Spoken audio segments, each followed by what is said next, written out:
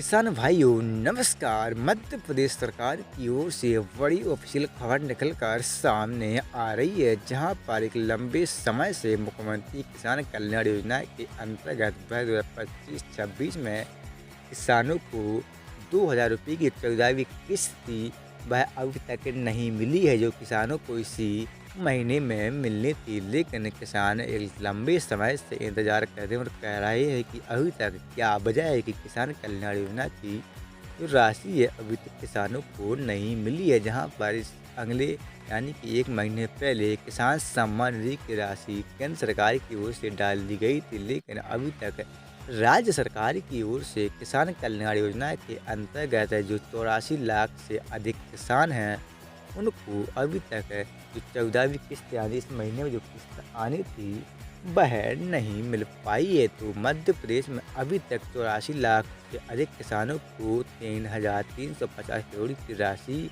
किसान कल्याण योजना के रूप में पहले डाल दी चुकी है, लेकिन अभी जो किस्त यानी कि जो राशि इसी महीने में आनी थी, वह राशि अभी तक नहीं आई है। जहां पर 1.5 महीने से अधिक लेट यह राशि हो चुकी है, लेकिन अपने समय पर यह राशि नहीं डालने की वजह से सरकार से लगातार किसान नाराज हैं और कह रहे हैं कि सरकार क्या किसानों का पैसा खाने की ओर है, यानी कि सरकार अभी तक किसानों का पैसा क्यों नहीं दे रही है। क्या सरकार किसानों का पैसा खा जाएगी और किसानों को यह राशि नहीं देगी। जहां पर मध्य प्रदेश सरकार लगातार कह रही है कि यह बरस किसानों का बरस है, इस बरस को हम कृषि बरस के रूप में मना रहे हैं, लेकिन अभी तक प्रदेश के अन्नदाताओं को 2,000 रुपये की राशि है किसान कल्याण योजना के रूप में जो इस महीने में आने की बार नहीं आई है और किसान लगातार परेशान हो रहे हैं। और जहां पर गेहूं उत्पादन को लेकर भी कई जिलों में किसानों की जो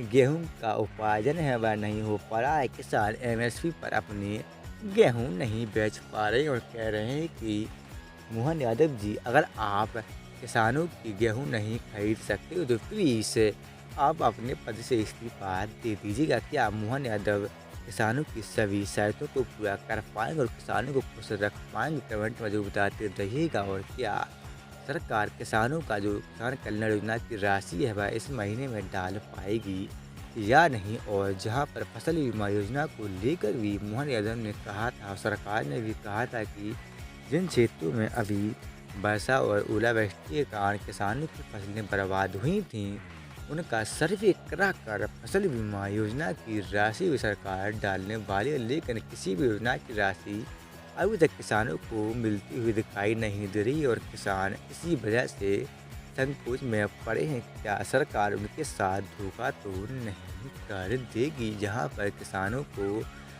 शिवराज मामा की याद आ रही कि शिवराज के राज में कभी किसान परेशान और बेहाल और इतना परेशान नहीं दिखाई दिया। तो क्या मामा सरकार बेहतर थी या मोहन की? कमेंट में जरूर लिखते रहिएगा।